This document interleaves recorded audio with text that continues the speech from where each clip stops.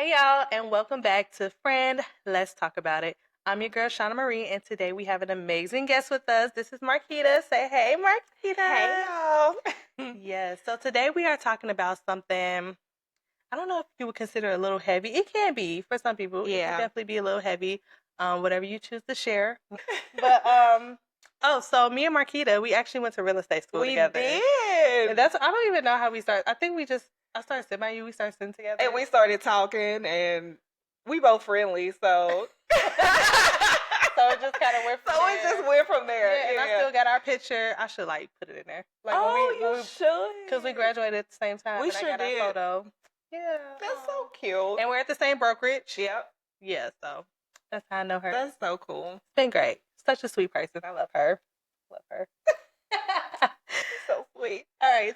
So go ahead, kind of share with us a moment where you went through something and you had to ask yourself, like, can I still trust God after that? Whew, yes. So I have definitely, I don't know if I asked the question, can I trust God? But I think I just was in a I have been in a really like dark place. And I'll just share for everyone. I was pregnant in 2023 and I had my son July of 2023 and I lost him like 5 days afterwards. And what occurred shouldn't have occurred. It was very preventable. Because my son was healthy, I was healthy throughout my whole pregnancy, and so it was definitely afterwards a very difficult time, and just even like the birth itself was Mm-hmm. traumatic, and then having to be in the hospital and having to see my son on life support and in the NICU and going to visit him, and then afterwards going home empty-handed without a baby and Girl, you gonna make me cry. Stop. experiencing I mean, it was like it was really hard. Yeah, I can imagine. Oh my gosh. Yeah. Okay. So Yeah. So it's gonna be a little heavy. it's a little. Let It's me gonna put be this a little down. heavy. Okay. You said a little girl. Like I don't like. I just know. Like I can only imagine because I have a son too, Yeah. and it's just like I don't know what I do. I'd be ready to fight everybody in the hospital. Girl. And it wasn't even the hospital saved me. I mean, Yeah. the hospital, like, they were, and I think because they knew the situation, they knew what happened was so wrong. I was like rushed because just for context, I was at a birthing center, and there was a midwife was taking care of me. So in the midst of my labor, complications occurred, and I wasn't sent in time to the hospital until the last minute when my son was in extreme distress and his heart rate had dropped below 70. So, Mhm. um, when a baby's heart rate drops that low, they don't receive oxygen to their brain. And so then I was taken to the hospital, and I was literally from like vehicle to wheelchair to like OR table. Like I didn't go through any other, like avenues. Like I got from wheelchair to OR table, and they put me out like that, and they got my Wow. son out. So they tried to save him, but the damage had already been done. It had been like probably minimum like 30 minutes of his heart rate being that low and Yeah. him not getting out. Like it was, yeah, So if you don't mind sharing, what was that negligence on the midwife's part? Like, what did they miss? girl. So I had started like the labor at home like that Friday night. Mm-hmm. So probably around 8 p.m. I started laboring, and like it was the labor where, like maybe 20 minutes, the contraction, like 20 minutes, like that Yeah. pre-labor before you're in active labor. And so like all of Friday night and then Saturday, the contractions just kept getting, stronger and closer together as the labor progressed. Mm-hmm. And so by Sunday night, so I had already been at home for 2 days, or what is that, Friday? Yeah, like a day or 2 days. Yeah. Um, laboring, but by that Sunday night, I was in like active labor. My contractions were like 4 You was minutes in apart. labor for a long time. I was in, yes. And so whenever I got to the birthing center, I was already at like a 7, they said. So I was in active labor whenever I got there. But over the night, my labor started to slow down and it wasn't progressing. So that went unnoticed.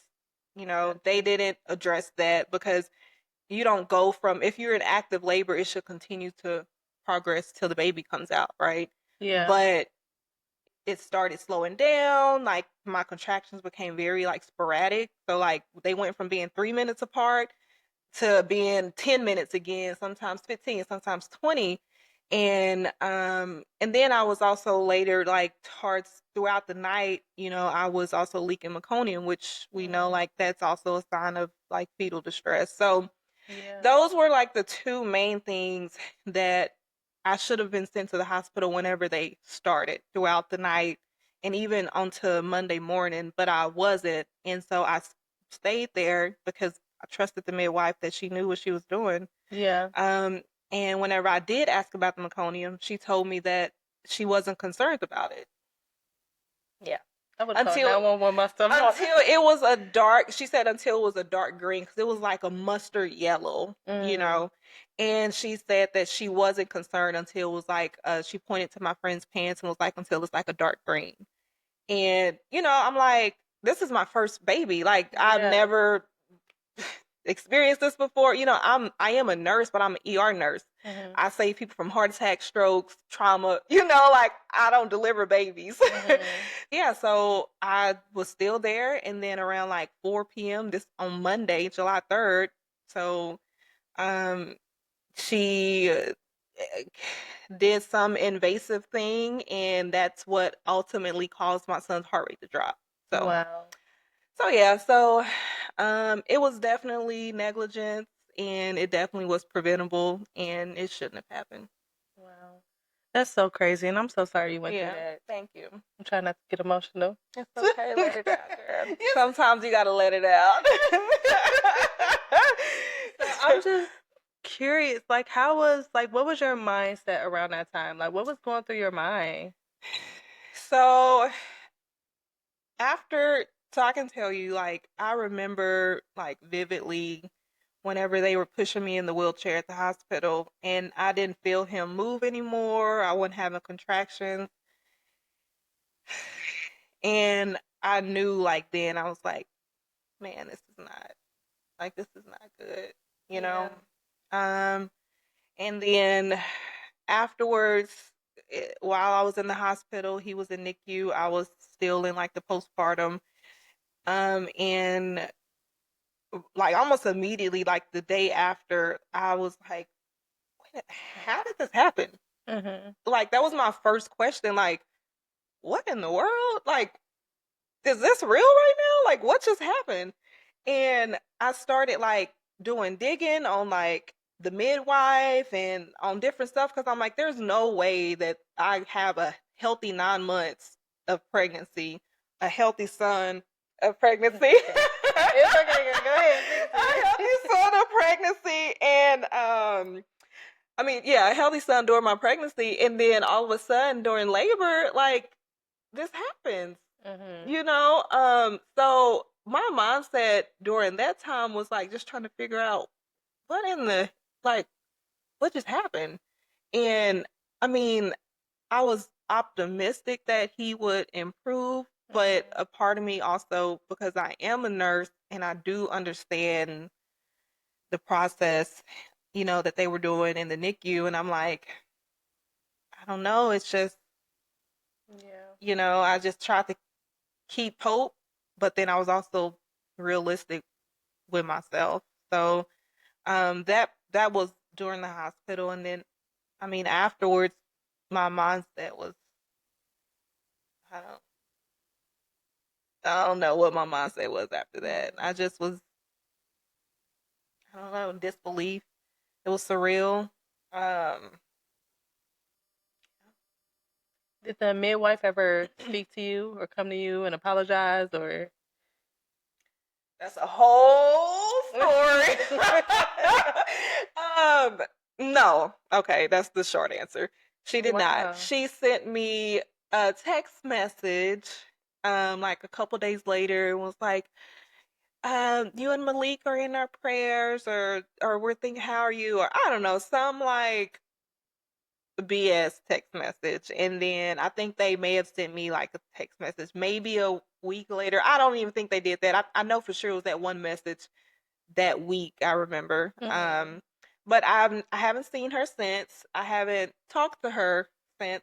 Um, and the owners of the birthing center tried Mhm. to send me, or they did send me like a little card Mhm. writing their sympathy and how they understand and they're sorry. And they may not have said I'm sorry, but they tried to like relate because one of them had lost like a toddler. He drowned. Got And you. so she tried to like relate to the loss. Um, but that was it. I haven't like physically spoken with her, Mhm. but there has been since then we have started a nonprofit.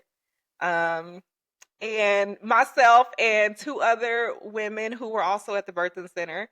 The nonprofit is called Moms Advocating for Moms Alliance, and we have like been fighting for change. We had a bill in legislation.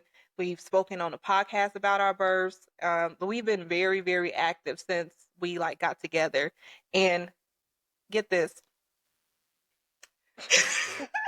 Say, get this. the midwife has sent out, or she sent out in April, a pending lawsuit against me, against the survivors, me, these two women, and another woman who spoke on the podcast about telling our stories.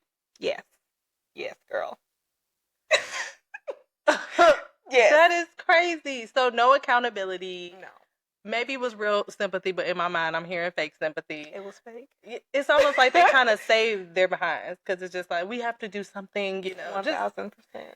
and then now she's trying to sue you. It's just her alone, or is it the facility? It's no, so we got the facility is closed down. Okay. For Well, that's good. unknown reasons, they closed down. We did protest outside of their facility once, and they were not up to par with some city regulations. So I'm assuming that's why they closed down. I love it. I don't know, but yeah. So the it's just her, and she started another, like it closed down. They dispersed and they started their own thing. So it's like her, another midwife that was there who Hmm. started another company. And they're that yeah. Wow, Mhm.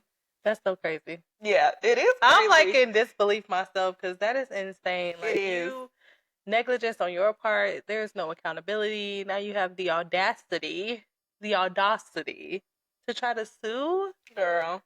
Girl, okay, that's crazy. I need a moment. I I need a know. moment to digest that. Girl. Okay, It's insane. that is It's insane. unbelievable that it's just unbelievable. Wow. Mhm. Okay, so take a sip of my. If I had tea, Girl, no, for real though. I will be sipping my tea. I'll Mhm. be sipping my tea. Okay, so during the middle of all of that, like, did you ever? I don't know, like, how to ask this question. Like, what was your relationship with God during that time? And like, were you in deep prayer? Like, I know you said that you still had hope and you were still believing, but at the same time, you felt like you had to be realistic because you're in this field. But it's Mhm. just like, what was that relationship with God looking like during the middle of it? Yes, I did pray and I did have faith and I did hope. Um, but I mean afterwards I just feel like I had no other choice but to like lean on him because I don't know what I would have done, to be Mm-hmm. honest. It's like such a like tragic and like tragic thing that happens, and it's like I was in such a dark place. I didn't like result to like drugs or nothing crazy. I just was home and you know recovering because I had to have a C-section. So like for 6 weeks you can't do anything, and it's like just sitting in the house alone in the dark sometimes. But it's like when you're in that moment, like Yeah. it's just I don't know, it's just still disbelief. It's like surreal, Mhm. you know. And then not to mention like, my son's stuff was still there. I still had his Yeah. crib and clothes, onesies, books, like all these things that I bought to bring a baby home. So I just really leaned on God, and I can't say that I was necessarily like in prayer or even in my Bible. I just knew like God, like I need you right now. And he brought me through that. And I just started to grow my faith stronger and stronger since then because Yeah. I mean, I am still blessed to even be here because I could have easily had a complication on the operating table. I had to have an emergency C-section. That was not planned at all, So, yeah. Yeah. I love that. And it makes me think because like when I met you, knowing that this was in 2023, I met you hmm in I think we met in like Twen- March, April hmm 24. So hmm it hadn't even been a year It yet. hadn't even been a But like year. meeting you and like talking to you, I didn't even know. Like I Yeah. would have never known. Like you were hmm just so friendly and so bubbly and laughing and but I didn't find out until I think we added each other on Instagram and then I hmm seen that and I was just like I was like I want to cry. But it's just like I didn't get that from you. So like Yeah. during that time, like how did you start to heal? Like what were some of the things that you did to start healing from that? I found a church home. I I knew I said I have to get somewhere where I can get the word. Um, and I found a church home at Concord. Little plug for Concord. I did the same thing from where I did the same. I can't even Concord Church, we are the bomb. We got good worship. Okay, anyways. So yeah, so I found my church. I actually visited a couple of churches and I Concord was the one like I just felt so at home. I felt at peace. I cried the first time I went. Like there was a lady who was there, Pastor Carter was like, grab the hand of your neighbor, y'all get in a circle of three and pray for one another. And it was an older lady and she was just praying and girl, I just start crying. And I'm not like so I've never been like a big crier, and whoo, let me tell you now, girl, I cry over everything. them tears be rolling like so yeah, so I got a church home. I have a beautiful community there. I'm in a sisterhood group. Like I go to church every Sunday unless I'm like out of town or something. But and that was the first big thing that I did because I knew I needed to have a church home to have that community worship, and get a word. And then I just started to grow my prayer life because that is like so, so important. And I didn't realize, I think, until like last year that God really do be answering our prayers, like legit, legit. Mm-hmm. Like when you're like truly like seeking Him and like He really do be answering your prayers. And sometimes we don't notice it. We'll think back because like No, we may forget the prayer, but God doesn't. right, And I was just having right, that conversation with myself because I started thinking I'm just like I show asked for and it's right. okay. Come through. Exactly. Come through, Lord. And I'm like, wow, like that's just really amazing. So, but yeah, so that's how I just started to grow that. And it just has been flourishing since. And I think like whenever you do that, even just something as simple as like the music you listen to, Mm-hmm. not that I never really listen to rap like that unless I'm in the gym or something, but you know, I just so easily can turn on Christian music, gospel music anytime and just be okay with that and just really praise him and be in that presence at any time. And it just Mm-hmm. feels really good. Oh, Yeah. I love that you mentioned that because I am now a really big advocate on community. yeah. And I feel like, yes, we came into this world alone. We're going to Mhm. probably go out alone. But while we're here, God has given us people for a reason. And I feel Yes. like getting into the right community and being Yes. surrounded by the right individuals, it really does help you grow. It helps you heal. It helps you remain accountable. Like I I used to be a very offensive person. Mhm. So like somebody I'm offended. But like Mhm. through my through my community I know what you meant. No.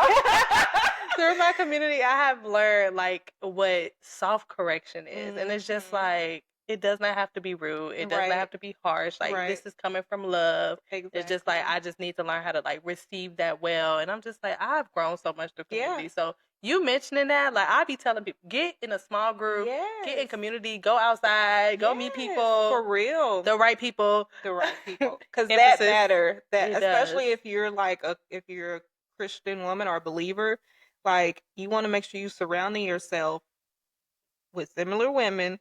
Y'all all on the same path because Exactly. I'm not saying only, because you can always be a light to somebody, one of your friends or somebody else, but just be like super mindful about who you surround Yeah. yourself with. I agree with that. Yeah.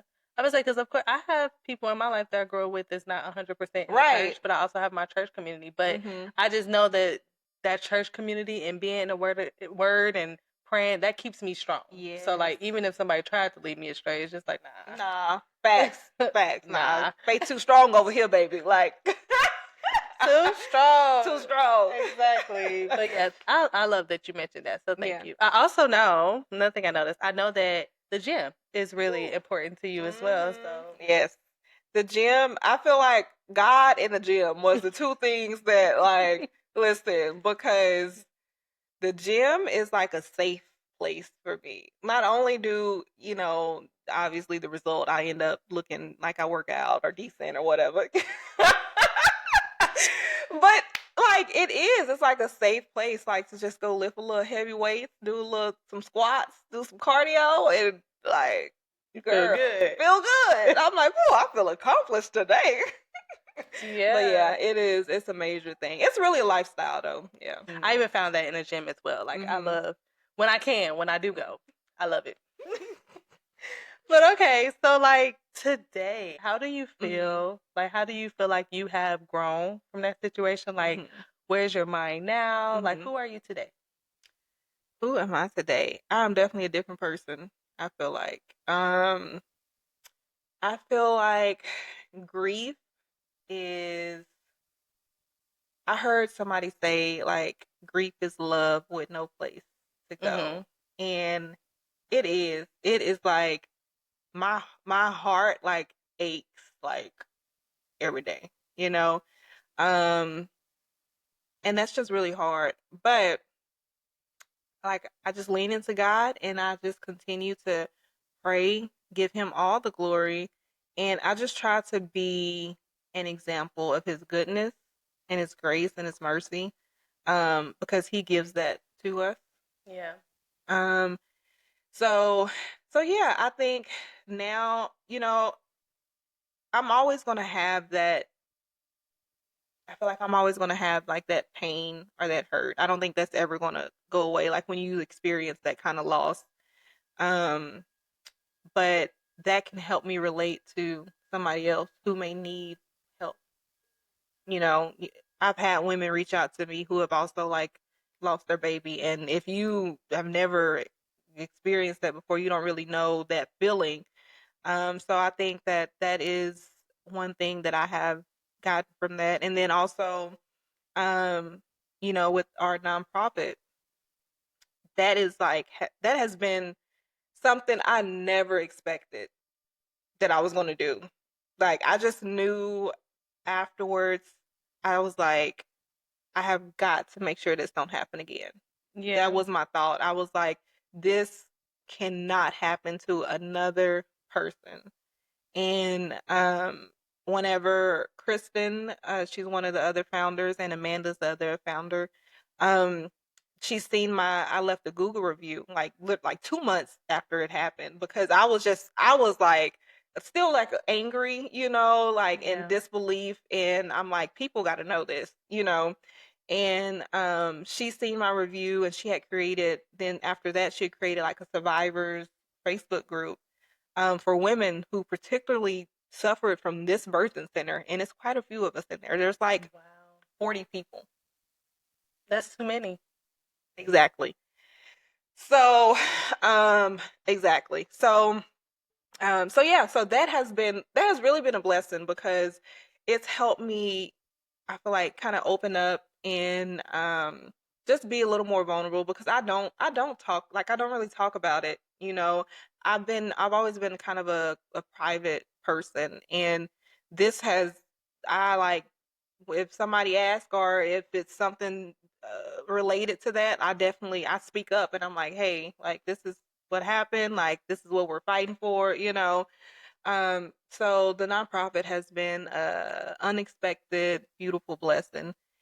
And um I just think I think God, this is gonna sound crazy, but I think like sometimes God allows us to like get in a deep, dark place to give us an option to either choose him, choose the light, or choose other and choose the darkness.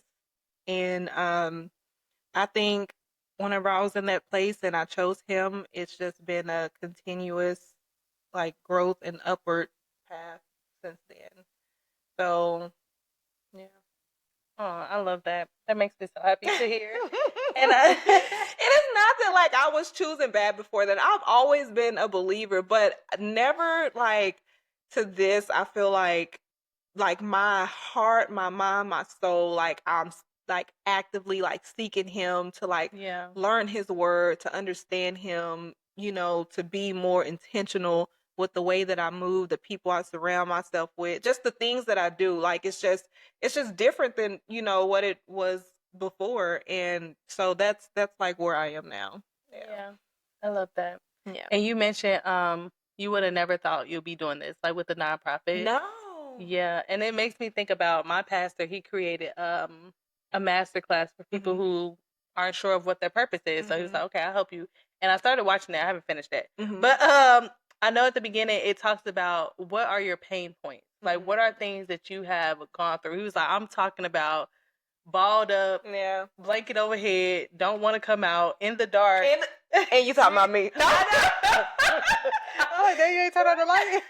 But no, but like when he said that, it really made me think about every single pain point I have, Yeah. and like now where I am in life, I'm like, I can literally talk to almost anybody Yeah. in so many different walks of life because I'm just like, child. We got Sometimes I'm like, God, why? But now it's just like I know why, and Yeah. like a lot of people can come to me for different things, and I can have that because I walk Right. through it. Like, Yeah. I walk through a lot, and I'm just Mhm. like, okay. So thinking about the pain points, and like that was a pain point that you unfortunately had to go through, but now Mhm. it serves a bigger purpose. Yeah. Yeah. Oh, that's beautiful. Yeah. It's my therapist. Shout out to therapy. Shout out to therapy, y'all. If y'all not in therapy, please, because we all got some kind of healing, Yes. you know. Mhm. But my therapist, she kind of like talked about that, like how God gave Malik a purpose, and his purpose was to help save other babies. I think that's so beautiful. How did that make you feel hearing that? It makes me feel like in awe, grateful. Makes me feel, I don't know, it was just the like just the wow. That's I was in agreement. I was like, yeah, he did, because you know, I wasn't gonna let his death just be in vain because it was preventable and it shouldn't Mhm. happen, you know. So insistent, I mean, I do feel like we have made change and have saved women from choosing, you know, or even just provided like some kind of education, or even just the thought like, oh, these women are really fighting for a change, like maybe what let me go look into what they talk about, you know. So yeah. Yeah. That's awesome. So, what is something that you would say to a person that has gone through what you've gone through, and like to just give them some words of encouragement, or how do you like how can they get through loss, or Mhm. whether it's loss, betrayal, whatever, like any pain point, like what's some advice that you would give? Mhm. Um, I think the first thing I would say is the feelings. So sometimes we try to run from whatever pain or hurt that we have. And I think that's one of the first things is sometimes you just got to sit in it and you got to accept it and then figure out how or where to start that healing. Um, that's kind of one of the first things. And since I am a believer, I think that you have to truly, truly like give it to God and lean into Him, whether that's in prayer, in worship, um, releasing the hurt to Him and saying, God, I give this to you. Um, I think those two. And I would say, like, there is hope for healing on the other side. Like, it's hard in the middle of it, it's hard going through it. I mean, I still have hard days, like, where I cry myself to sleep sometimes. So I think you just learn how to um, find some kind of peace with it, and that's a God-given peace. That's not a human peace. That Yeah. is a God will give you peace to get through it, and He will comfort you. I think you just have to continue to give it to Him and seek Him. But there is a way through the healing. There is, you can heal. You can get through it. Surround yourself with people that's going to love you. Like, have a really good support system, because I have amazing parents, siblings, friends, family.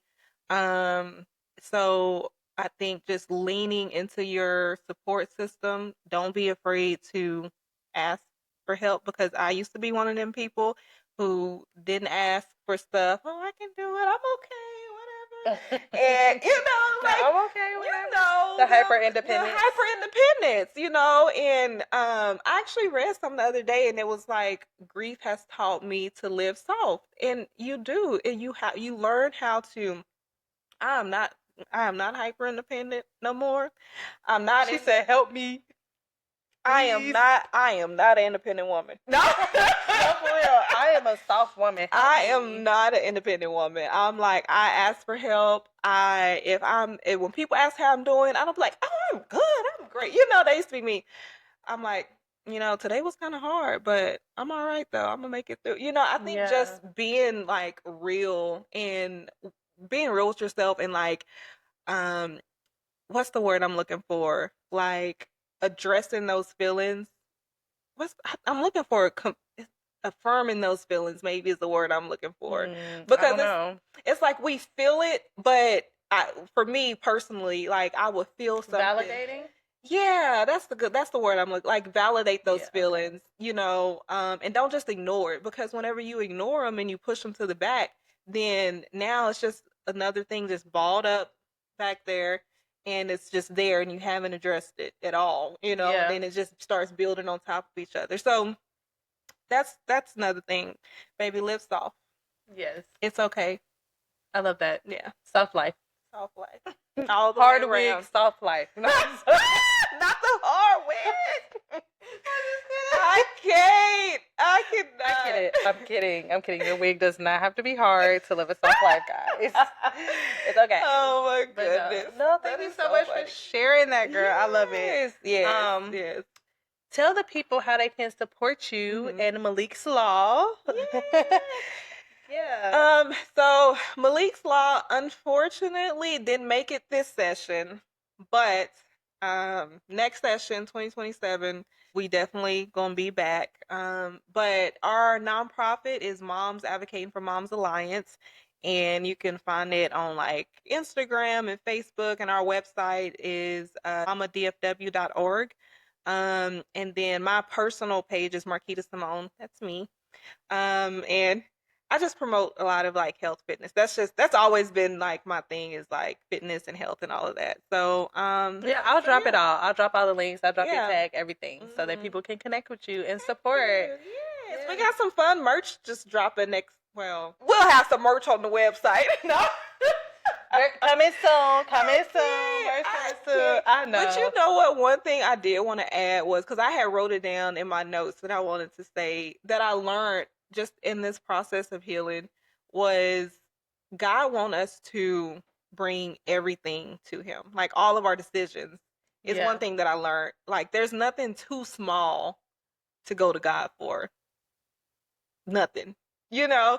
And I think that's been like a super, super learning curve for me. Because I used to think, I just go to God about the big things. Yeah. And I think like that's been super important. Like every decision, it's like always pray on it. Yeah.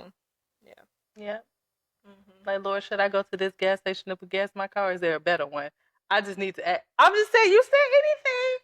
Facts. Is there cheaper gas around Facts. the corner? It could be a murderer or whatever. Like, you never know, so you gotta ask. No, but seriously though, like he wants you. If you got a question, if you uncertain, like baby. Exactly. God, does this man need to be in my life or no? Can you just remove him, please? Those are the prayers I'm scared to pray. But anyway, look. Pray them, girl. You gotta pray them hard ones. You do, don't for You do. But he be removing them like real quick. I'm like, Quick. man, it couldn't be a week. Quick. Let me get it out my system first. Bro, quick. They be gone. It don't matter. Isn't that beautiful? It is so beautiful because it's just like, God, like I got you, I protect you. You asked and I delivered. And I But I'd be delivered. like, but it had to be that quick. It had to be. My heart was not ready. Girl, That's a whole different conversation. I'm telling you, we can go on and on. We need to listen. I'm about to come back for a whole relationship conversation. Girl, come on, because I do have a relationship series coming up soon. We got lots to say about yes, we got, girl. I'm gonna bring you. Gonna come back. You gonna come back because we got lots to say. Lots to say about that. But yeah. But thank you so much for sharing your story, girl. I really appreciate you. I held back, but my heart. Cause I'm just like I didn't know like the details, so it was just. It's like a deep sigh, like it is, and honestly, I still don't even like. I pick and choose like things I can talk about because, or else once the tears start rolling, I can't hold them back, and I would be in here boohooing, makeup all over the place, like But yeah, man, I don't share a lot of the stuff that happened, but man, that's okay. It's only share what you're comfortable with, but I can only imagine, and I can sympathize. I'm just like, I haven't been through it, but I can imagine. Girl, yeah. I was like, because I lost a sibling, so I can relate to people that lost a sibling. Girl, like you said, like sometimes there are days where you still cry about. Like my brother passed in May, and it was 8 years, like when his anniversary came up, and I don't know why, but as soon as May started, I started grieving him. Yeah. I'm just like, it's been 8 years. Why am I I'm having dreams about him. I'm just like boohooing. I'm just like, it's so, like you said, how grief works. Like it's really crazy. It is crazy. So it's like loss is hard. Loss is very hard. Okay, let me stop talking before I get emotional. Let it out, girl. Let it out. Want me to cry? Let it out, girl. No, but it is hard. But I think one of the beautiful things that, like, I feel like grieving has brought me, and like just getting a better understanding of God and knowing that this is not the end, like this life, and that there's another. To be continued. There's a new part of life. New earth, new everything. We'll be reconnected. We're not suffering. Know. There's no sin. There's no sadness. We're just living out what we were supposed to before Eve took that. Period. We're gonna be like, new life, who this? Is she coming? Because I don't know. I might go back to my sinful ways because I got questions. No, I'm just kidding. I'm like, that's that spirit. I think that's in the Bible. I'm gonna have to talk to her. Hold on, real quick. No, I'm just kidding. I can't. Got some questions. Got some questions. Girl, why did you take that apple? Why? What was the point? Did you really need to know everything? Was it that good? She probably would be like, actually, it was pretty juicy. Play too much. We just playing, God. We just playing. He's already laughing with us.